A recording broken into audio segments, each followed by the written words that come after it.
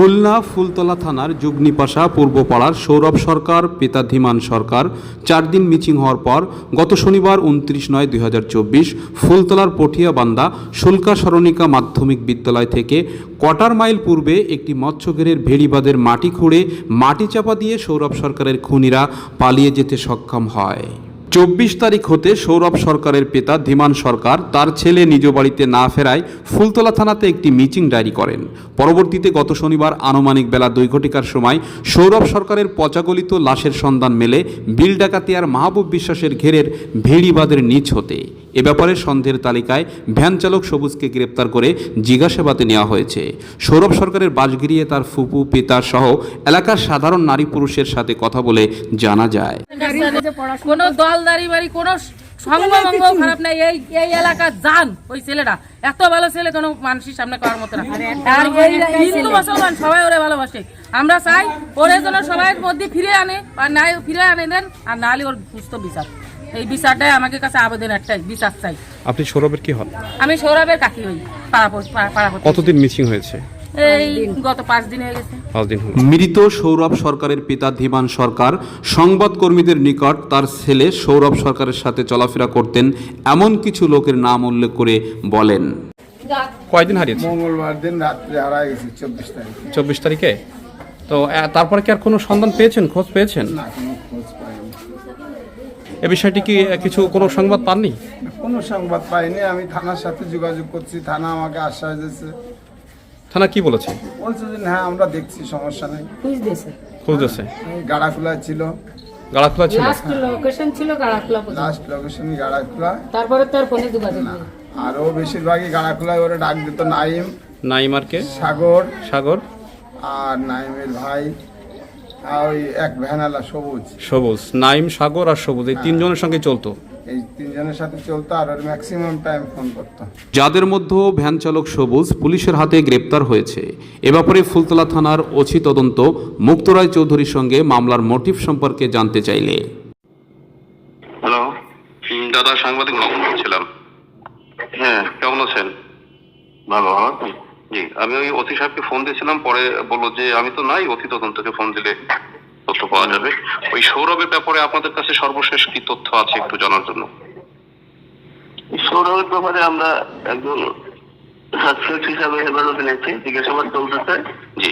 আর এই মোবাইলের তথ্যের ভিত্তিতে তার এই ঘটনার নেপথ্যে কারা থাকতে পারে বা তার সাথে কাদের যোগাযোগ ছিল, জি, বা সে কোথায় তার মুভমেন্টে কোথা থেকে কোথায় ছিল সে বিষয়ে পুরোরূপে নির্ভর তদন্তের মাধ্যমে আমরা কার্যকর পরিচালনা করছি। এবং ওর যে লাশটা আপনারা পোস্টমর্টমের জন্য পাঠানো হয়েছে। জি, ওটা কি পুরোপুরি আপনারা শিওর হয়েছেন যে ওটা সৌরভের লাশ?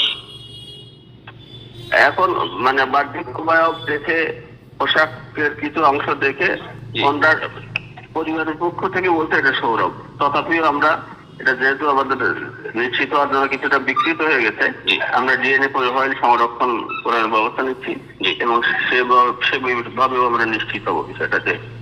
মানে এই শুধু মৌখিক তথ্য বা এর ভিতরে না, সায়েন্টিফিক রিপোর্টের ভিত্তিতে আমরা কনফার্ম হবো বিষয়টা। আচ্ছা, প্রাথমিকভাবে যাকে গ্রেপ্তার আপনারা করেছেন তার কাছ থেকে কোনো তথ্য পেয়েছেন কিনা যে তাকে কেন মারা হলো, কি জন্য মারা হলো? এখন এটা তো তদন্তের বিষয়, জিজ্ঞাসাবাদ চলছে। এই মুহূর্তে আপনাকে ডিটেলস দেওয়া সুযোগ নেই। তারপর যদি আমাদেরকে একটু সংকেত দিতেন, অল্প একটু সংকেত দিতেন, তাহলে নিউজটা আমাদের একটু মডিফ করতে। না, আমরা তাকে জিজ্ঞাসাবাদ করছি মামলাতে, বিশেষ করে তার সাথে যে মারা গেছে তার মোবাইলের কথোপকথন আছে ঘটনার পূর্বে, এবং সেই বিষয়টা নিয়ে এবং তার সংশ্লিষ্টতার বিষয়ে জিজ্ঞাসাবাদ অব্যাহত আছে। এটা কি লিখতে পারে? জি, তো আমরা আরেকটু জানতে চাইবো যে আমরা জেনেছি যে মাদক সংক্রান্ত কোনো বিষয় নিয়ে ওর বন্ধু বান্ধব সাথে হয়েছিল। ওর বাবা বলছে যে 3 জনের নাম বলছিল ওর বাবা আমাদেরকে, আমরা ওখানে গিয়েছিলাম। তো তারা ওকে বিভিন্ন সময় ফোন দিয়ে ডাকে বা বিভিন্ন সময় ডেকে নিয়ে যায়। এই সংক্রান্ত আপনারা কিছু জেনেছেন কিনা? এখন হলো মামলাটা ইনিশিয়ালি, হ্যাঁ, অনেক তথ্য পাচ্ছি আমরা, প্রত্যেকটা তথ্যই আমরা গুরুত্বের সাথে যাচাই বাছাই করছি। তো এই যে সৌরভ সরকারকে যে মারলো তার সঙ্গে কি মাদকের কোনো সম্পর্ক আছে কিনা? এখন এটাও তো তদন্ত সাপেক্ষে এটা বিষয়, এই মুহূর্তে তো আমরা ওইভাবে বলতে পারছি না। ধন্যবাদ আপনাকে।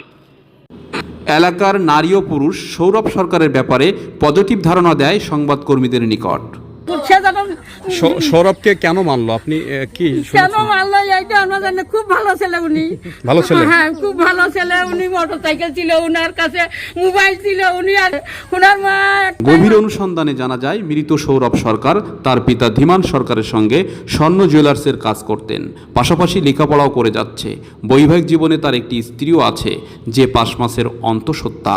সৌরভ সরকারের এমন মৃত্যুতে তার পরিবারের সকলেই ভেঙে পড়েছে। পরিবারের সকলের মধ্যে শোকের মাতম ছুঁয়ে গেছে। এলাকার সাধারণ মানুষ সৌরভ সরকারের মৃত্যুতে ক্ষোভে ব্যথায় সঠিক বিচার দাবি করেছেন। যে ব্যাপারে সৌরভের পিতা বিধান সরকার সংবাদকর্মীদেরকে এমন বলেছেন, গাড়াখোলাতে তার সবথেকে আপন বন্ধু নাইম সাগর ও ভ্যান চালক সবুজের সাথেই বেশিরভাগ সময় কাটাতো বা তাকে বিভিন্ন সময় ফোনে ডেকে নিয়ে যেত। ফুলতলা গাড়াখোলার নাইম সাগরের ব্যাপারে খোঁজ খবর নিয়ে জানা যায়, নাইম বাংলাদেশ পুলিশ বাহিনীর সদস্য। সাগরের একটি ওষুধের ডিসপেন্সারি রয়েছে, কিন্তু এলাকার অনেকেই তথ্য দিয়েছেন সাগর বা নাইম নেশাদ্রব্যের সাথে জড়িত থাকতে পারে। প্রকৃত অর্থে সৌরভ সরকারকে নাইম বা সাগর হত্যা করেছে কিনা যে ব্যাপারে গ্রেপ্তারকৃত ভ্যান চালক সবুজকে জিজ্ঞাসাবাদে চাঞ্চল্যকর তথ্য দিয়েছেন ফুলতলা থানাকে। এ ব্যাপারে পরবর্তী নিউজে সৌরভ সরকারের হত্যার কারণ সহ প্রকাশ করা হবে।